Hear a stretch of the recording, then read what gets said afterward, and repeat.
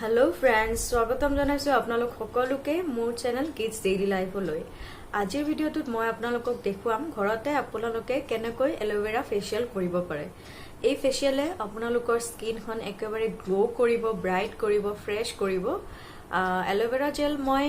ফ্ৰেশে ব্যৱহাৰ কৰিছো মোৰ ঘৰতে আছে এলোভেৰা জেল যদি আপোনালোকৰ ওচৰত নাই তেতিয়াহলে আপোনালোকে মাৰ্কেটৰ পৰা আনা এলোভেৰা জেলও ব্যৱহাৰ কৰিব পাৰিব এই ফেচিয়েলটো আপোনালোকে মাহত দুবাৰকৈ কৰিব আৰু ৰিজাল্ট নিজে গম পাব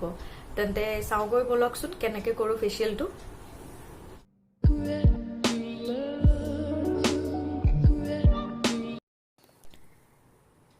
ক্লেনজিংৰ কাৰণে আমি প্ৰথমতে এটা বাটিত এচামুচ এলোভেৰা জেল লৈ লম মই ইয়াতে ফ্ৰেশ এলোভেৰা জেল ব্যৱহাৰ কৰিছো মোৰ ঘৰতে আছে বাবে যদি আপোনালোকৰ ওচৰত নাই তেতিয়াহলে আপোনালোকে মাৰ্কেটৰ এলোভেৰা জেলও ব্যৱহাৰ কৰিব পাৰে তাৰ পিছত আমি ইয়াৰ লগত মিক্স কৰিম এচামুচ কেঁচা গাখীৰ তাৰ পিছত এই দুইখিনি বস্তু আমি একেলগে মিক্স কৰিম ভালদৰে মিক্স কৰি লব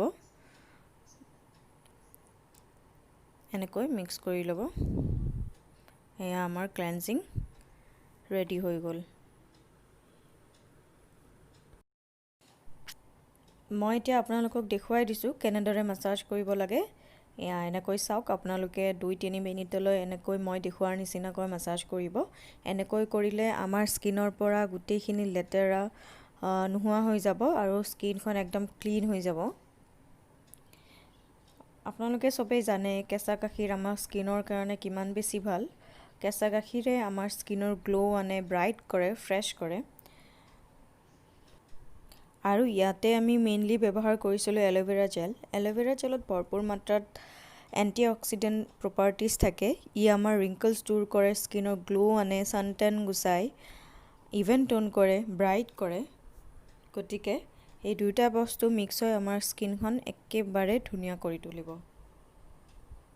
এয়া 2-3 মিনিটলৈ মাসাজ কৰাৰ পিছত মুখখন ধুই দিব নহলে ওয়েট টিস্যুৰে মচি লব এনেকৈ এতিয়া আমি যাও সেকেন্ড স্টেপটোলৈ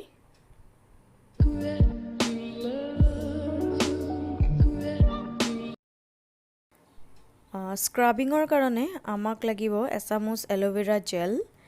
এয়া মই লৈ লৈছো এলোভেৰা জেল তাৰ পিছত মই ইয়াৰ লগত মিহলাম এচামুচ চাউলৰ গুড়ি মই দি দিছো চাউলৰ গুড়ি তাৰ পিছত দুইখিনি ভালদৰে মিক্স কৰি লম এয়া এনেকৈ মিক্স কৰি লম আপোনালোকক প্ৰয়োজন হলে আৰু অকমান চাউলৰ গুড়ি দি দিব পাৰে এতিয়া মই এইখিনি লগাই দেখুৱাই দিছো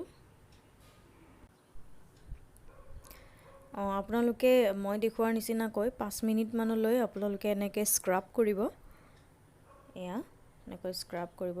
ইয়াত মই মিক্স কৰিছিলো চাউলৰ গুড়িও আমাৰ ছালখনৰ কাৰণে খুবেই উপযোগী চাউলৰ গুড়িয়ে আমাৰ স্কিনখন গ্লো কৰে হেলদি কৰে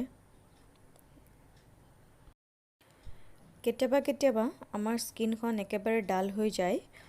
চাউলৰ গুড়িয়ে সেই ডালনেছ দূৰ কৰাৰ কাৰণে যথেষ্টখিনি সহায় কৰে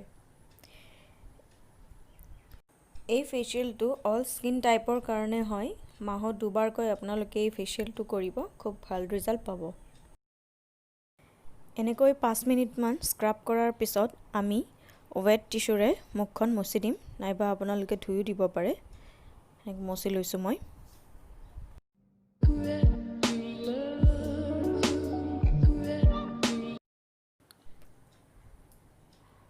থাৰ্ড স্টেপটো হৈছে মাসাজৰ কাৰণে আমি লৈছো 2 চামুচ এলোভেৰা জেল এয়া মই লৈছো 2 চামুচ এলোভেৰা জেল তাৰ পিছত আমি ইয়াত দিম এটা ভিটামিন ই কেপসুল আপোনালোকে যিকোনো ফাৰ্মাসীতে পাই যাব ভিটামিন ই কেপসুল এয়া মই এটা দি দিছো তাৰ পিছত আমি ইয়াত দিম এচামুচ গ্লিচাৰিন তাৰ পিছত এই তিনিটা বস্তু একেলগে ভালদৰে মিক্স কৰি লওক মই দেখুৱাই দিছো এনেকৈ মিক্স কৰি লব হৈ গল আমাৰ মাসাজ ক্ৰীম এতিয়া আমি এইখিনি এপ্লাই কৰিম এয়া চাওক এনেকৈ আপোনালোকে এপ্লাই কৰি লব তাৰ পিছত 10 মিনিটলৈ এনেকৈ মাসাজ কৰিব ইয়াত মই মিহলাইছিলো ভিটামিন ই কেপসুল ভিটামিন ই কেপচুলে আমাৰ ব্লাড সাৰ্কুলেশ্যন বঢ়ায়, এণ্টি এজিং প্ৰপাৰ্টিজ থাকে ইয়াত, স্কিনখন গ্লো কৰে, ব্ৰাইট কৰে। গ্লিচাৰিনে ডেড স্কিন চেলছ ৰিমুভ কৰে আৰু স্কিনখন স্মুথ বনায়, গ্লো আনে। যদি আপোনালোকৰ বহুত বেছি অইলি স্কিন, তেতিয়াহ'লে আপোনালোকে গ্লিচাৰিনটো স্কিপ কৰিব পাৰে, আৰু যদি ড্ৰাই বা কম্বিনেশ্যন স্কিন হয় তেতিয়াহ'লে আপোনালোকে স্কিপ নকৰিব। এয়া মই মাছাজ কৰিছোঁ, এনেকৈ 10 মিনিটৰ পিছত মই এইখিনি মুছি দিম।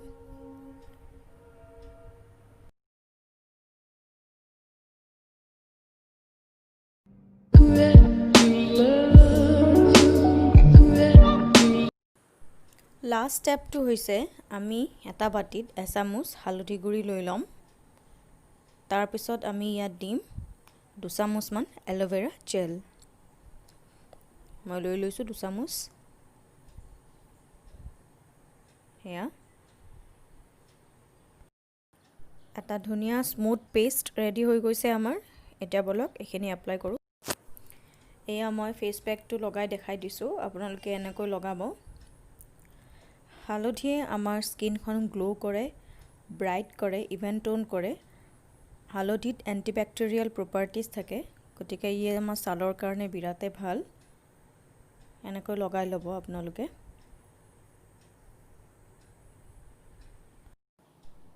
গলতো আপোনালোকে এনেদৰে লগাই ল'ব। গলটোক আপোনালোকে কেতিয়াও স্কিপ নকৰিব, কাৰণ যেতিয়া ডিছকালাৰেশ্যন হয় তেতিয়া মানে বহুত বেয়া দেখি, গতিকে আপোনালোকে সমানে লগাব। এনেকৈ মই দেখুৱাই দিছোঁ।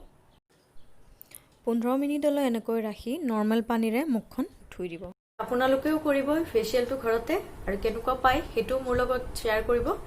আৰু ভিডিঅ'টো যদি অকণমানো ভাল লাগিছে তেনেহ'লে লাইক কৰিব, শ্বেয়াৰ কৰিব আৰু ছাবস্ক্ৰাইব কৰিব, আৰু কাষতে থকা বেল আইকনটো প্ৰেছ কৰিবলৈ একেবাৰে নাপাহৰিব।